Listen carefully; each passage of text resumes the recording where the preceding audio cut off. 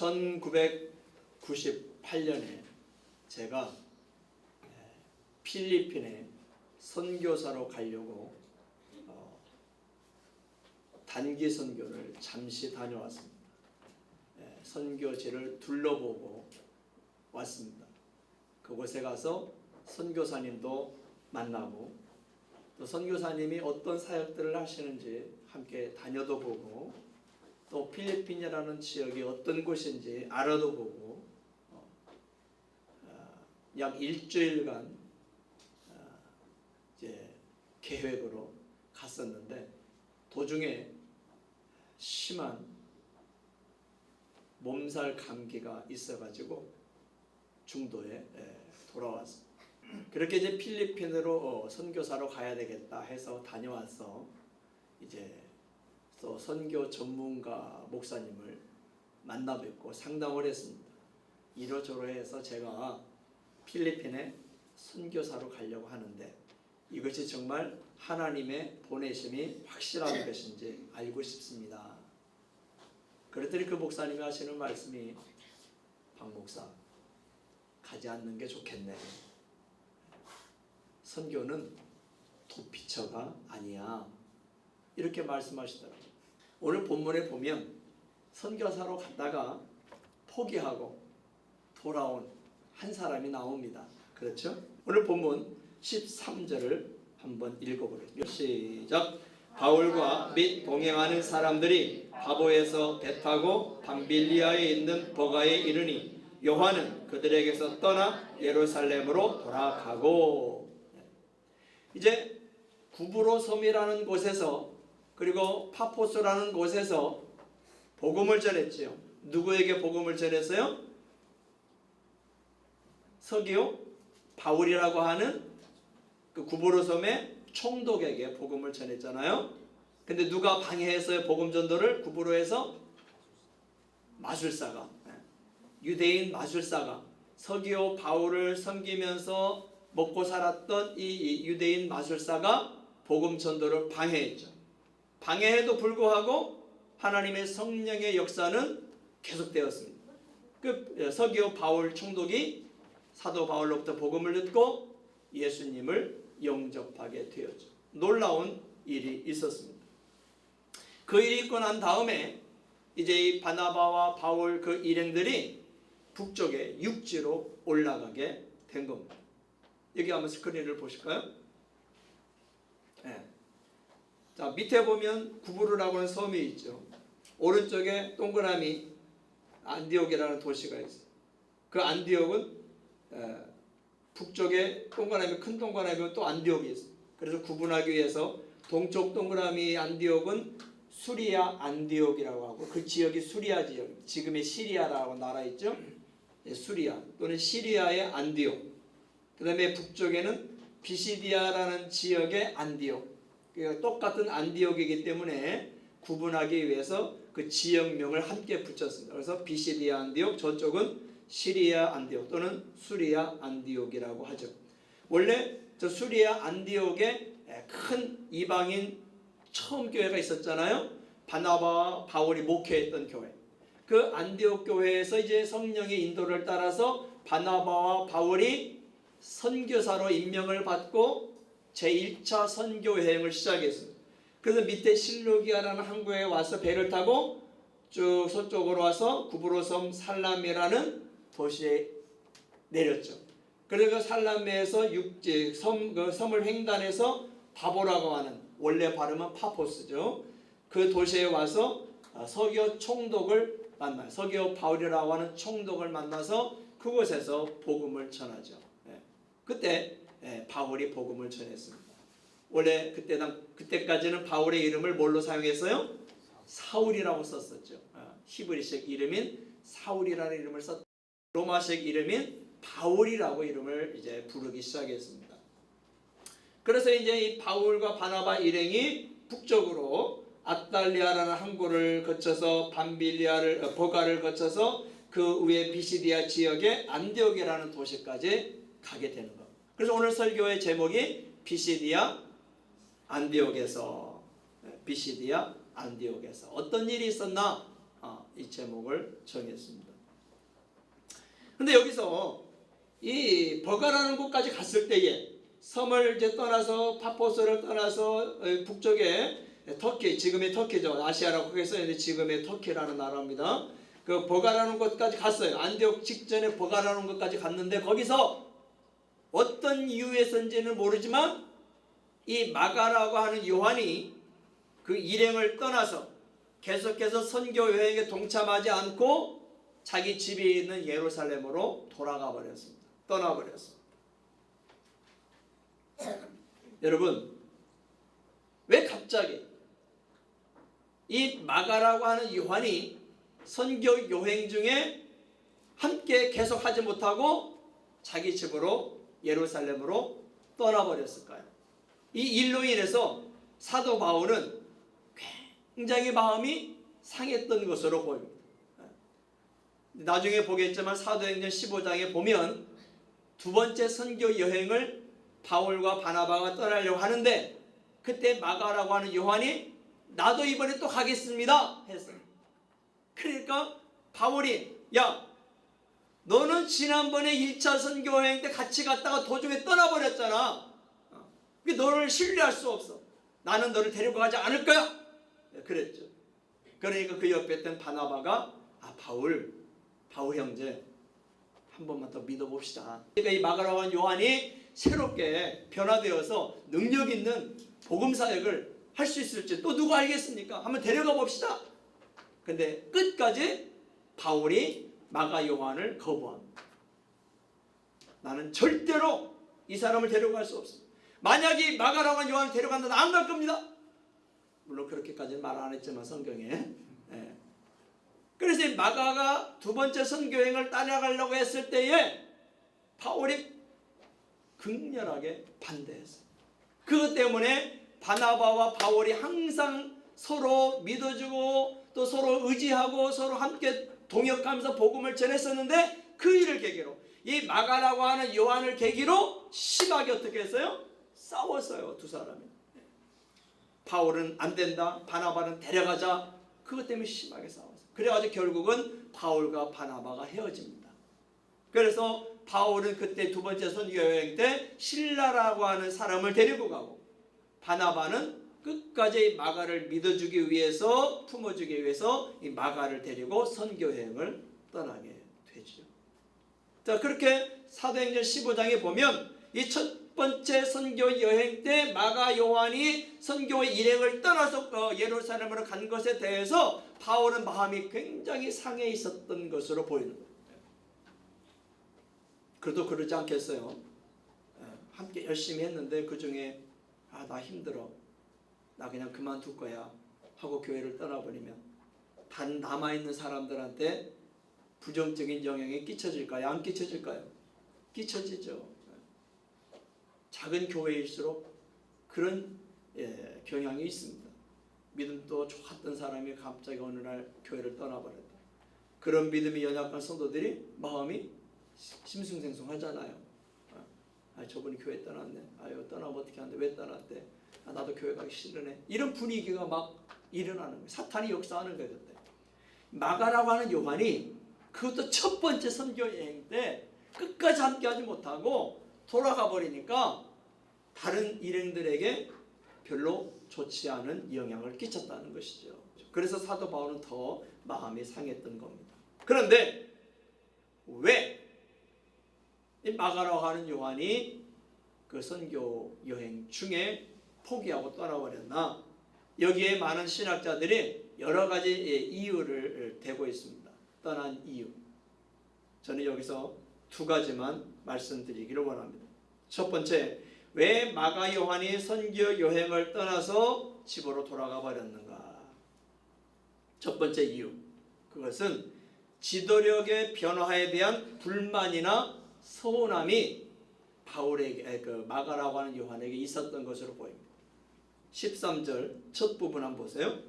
13절 첫 부분을 보면 바울과 및 동행하는 사람들이 이렇게 기록되어 있습니다. 여기에 바나바라는 이름이 나와요? 안 나와요? 안 나와요. 근데 그 이전까지 13절 이전까지는 항상 그 첫 번째 선교 여행뿐만이 아니라 안디옥 교회 사역에서도 그렇고 예루살렘 교회에서도 그렇고 모든 면에 있어서 바울보다 바나바라는 이름이 앞에 있었어요. 그런데 여기서부터 바나바의 이름이 잘 기록되지 않아요. 나온다 해도 바울과 바나바를 뒤에다 기록합니다. 이것은 무슨 말이냐면 영적 지도력이 바뀌었다는 걸 의미합니다.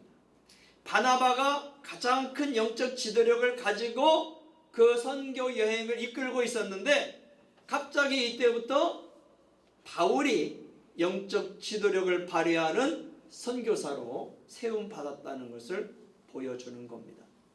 아마 바나바는 연장자이면서도 이 바울의 열정과 탁월함과 하나님의 성령이 그를 이방인 사도로 쓰시고자 하는 것을 깨달았기 때문에 또 이 구브로 총독인 서기오 바울에게 복음을 전해서 그를 거듭나겠던 걸 봤을 때에 감동을 받았던 것 같아요.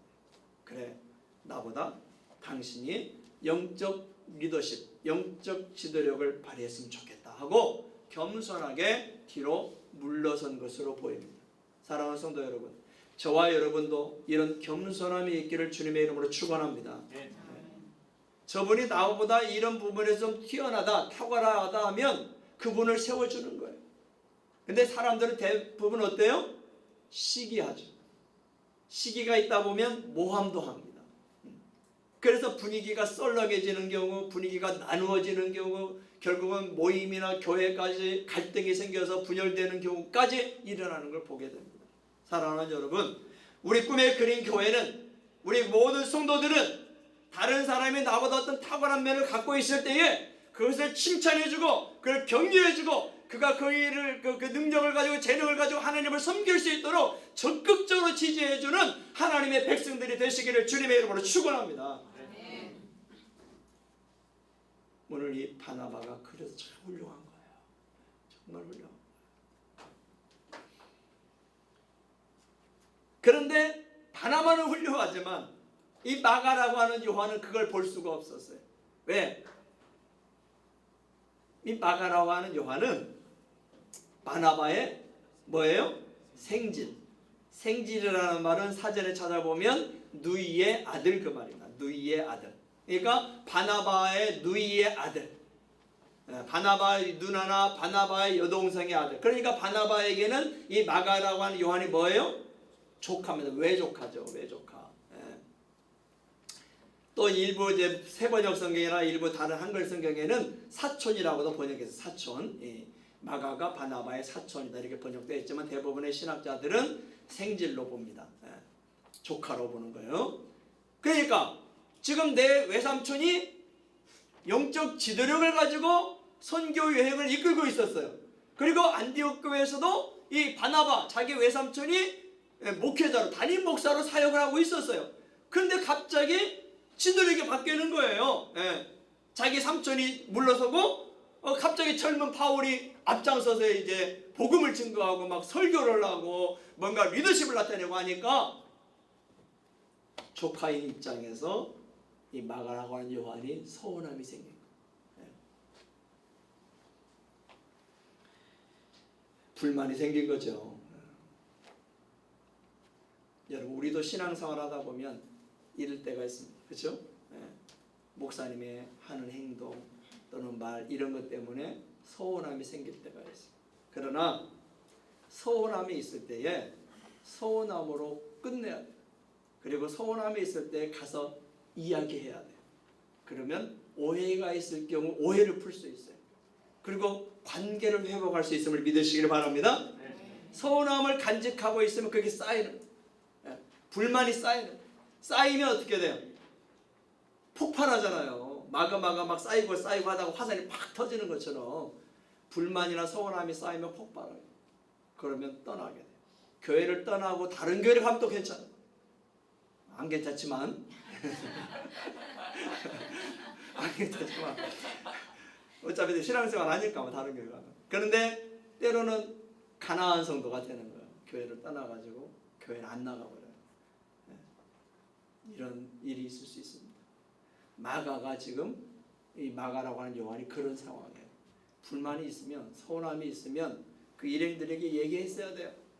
삼촌한테 가서만 얘기할 게 아니라 바나바한테만 가서 얘기할 게 아니라, 아니 삼촌 어떻게 이럴 수 있습니까? 어떻게 바울이 지가 어떻게 해서 성장했는데 삼촌을 이렇게 뒤로 내몰고 지가 지도력을 발휘할 수 있습니까? 왜 이 일행들은 왜 당에서 바나바 삼촌을 남겨놓고 왜 바울을 앞장세웁니까? 왜 하나님이 이렇습니까? 이제 하나님까지 나오는 거예요. 나중에는 결국은요. 이렇게 하면 안 돼요. 바울에게 가서 왜 이렇게 됐는지, 그 일행들에 가서 왜 이렇게, 하나님께 나와서 하나님 왜 이렇게 됐습니까? 기도하는. 이렇게 해서 뭔가 서운함과 불만이 있으면 풀어가려고 해요. 그럴 때 관계가 회복되고 내 신앙이 회복된다는 사실을 믿으시기를 바랍니다. 두 번째로, 이 마가라고 하는 요한이 왜 선교 일행들을 떠나서 다시 고향으로 돌아가 버렸는가, 집으로 예루살렘으로 돌아가 버렸는가? 그것은 앞으로 계속될 선교의 어려움을 예상했기 때문에. 앞으로 계속될 선교의 어려움. 구부로에서 선교를 할 때 보니까 이 마술사가 방해를 하거든요. 이 선교라는 게 쉽지가 않구나.